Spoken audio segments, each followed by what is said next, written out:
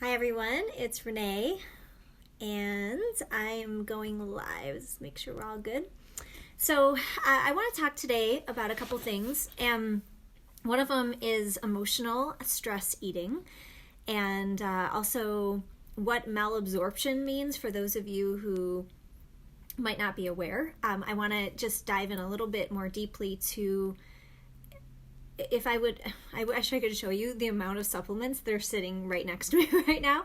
And I have a feeling that many people have a lot of supplements and vitamins and things in their cabinets at home, and we might even consume them, but we want to make sure that if we are consuming, that we are taking in all the benefits from them, because there are issues with many of us where we don't actually absorb as much as we need from those supplements. So I want to just mention that and talk a little bit about immune system and tips. So I have been feeling lately in the last few days, I'm journaling, I'm writing a lot. There's so much I want to say. And so I'm really committed to just showing up and giving some immunity tips and spiritual guidance along the way. But I want to remind everybody that we're always holding this duality, and the duality is being aware of facts. And so facts come from reputable sources. They come from people who are studying and in the trenches with science, and I like to hold that duality along with the opportunity to deepen my spirituality and understanding of what can we learn from this. And so a couple ideas. I'm going to start there. The first one, of course, continue all of the processes of washing your hands and hunkering down with the people you love and moving your body and being outside, sunshine, vitamin D, all of those things.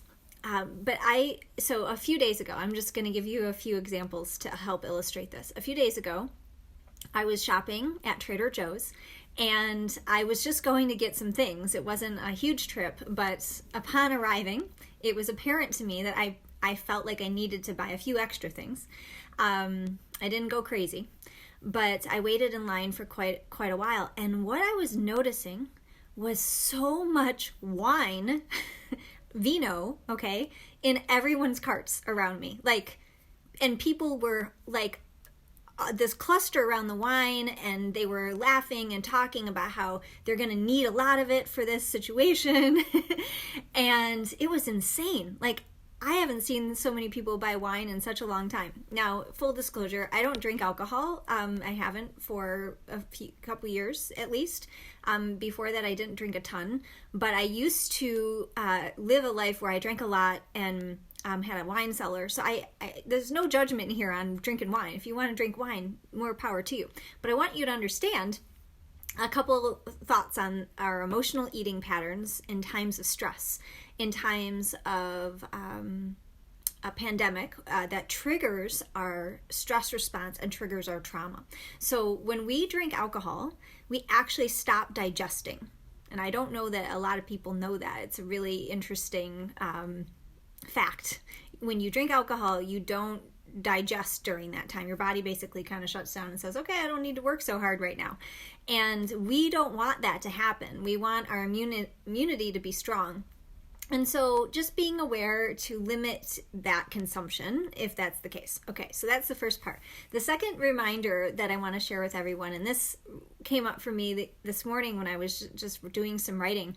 Years ago, I flew to New York City for a conference, and I was basically flying right into Hurricane Sandy, and I didn't know it.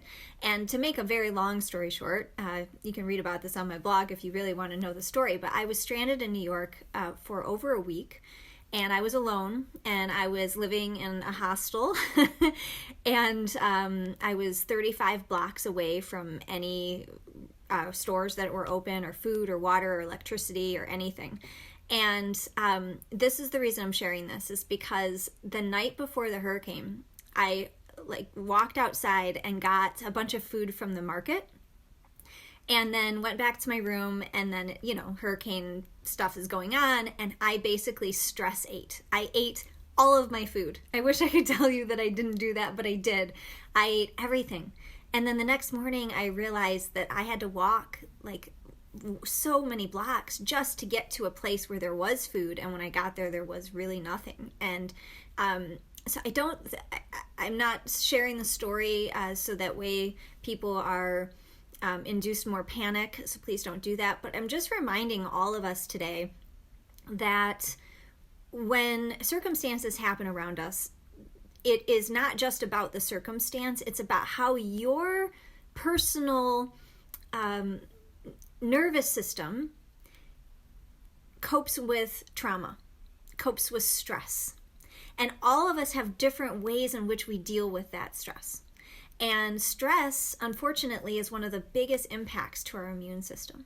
And so this is a call for all of us right now to be more mindful, to be more aware of what's going on with our body, but more importantly, to recognize that we want to do things differently, that we want to take it maybe a little bit slower. We want to maybe avoid the alcohol a little bit if we're noticing ourselves overindulge, because these are stress responses that perhaps we don't want to get caught into eating all of the standard American diet foods so much if we're feeling emotional, if we're worried about our family members, we're worried and concerned for others, that what are those things that we tend to do, right? Because again, if we're eating a lot of packaged processed foods, or if we're overeating, what we're also doing is we're suppressing our immune system. And so we're working against our own best interests. And so my gentle reminder for all of us today is that I want you to be aware of your nervous system and to be aware of your immune system. There's these two important aspects of ourself. The other thing, and I won't go into a ton of detail on this, but if you tune in, I'll be making some more videos, and if you need personal support, you can always reach out to me. But in my background and training in holistic nutrition and Ayurveda, I often look at people's tongues. I know that's odd, but it's actually very not odd, because the tongue tells us so much about how we're doing. And it's very common that I look at somebody's tongue and I can see almost imprints. So you might want to look at your tongue in the mirror of your teeth on the side of your tongue. It's almost like that side of the tongue looks bumpy. There's a lot of things that can be going on with your tongue, so don't self-diagnose or anything. But if you do see imprints of your teeth on there, that's a sign of malabsorption. And what that means is that you're actually not absorbing a lot of the nutrients that your body needs in order to have a healthy digestive system, healthy gut health, and to live a strong, vibrant life. And so right now, people are buying a lot more supplements. People are taking a lot more probiotics and vitamin C, and all these things are really powerful, and I do recommend it, taking a lot more vitamin D specifically. And I think I'm going to make something for my website that has a list of recommendations, but stay tuned for that. However, if you take all this stuff and you invest all your money on it and your body's not actually absorbing it, you're doing yourself a disservice. So I really recommend a couple things. One is that you take digestive enzymes. And there's wonderful sources of digestive enzymes that you can get, and they are taken prior to eating your food. And this will help support your body in almost preparing for the food coming in, and then also the supplementation that's coming in. Another thing that you can do is to switch up and take various strains of probiotics, so it's not always the same thing all the time. And again, I'm kind of hesitant to even share that because everybody's different. Some people shouldn't be taking probiotics right now, funny enough. If they have an autoimmune issue particularly, or SIBO or something, there's different strains of probiotics that treat different kinds of things. So please ask for help if you need help, and I'm here to be of service if you need any there. But the most important thing also along with this is just lots and lots and lots and lots of water. Lots of water.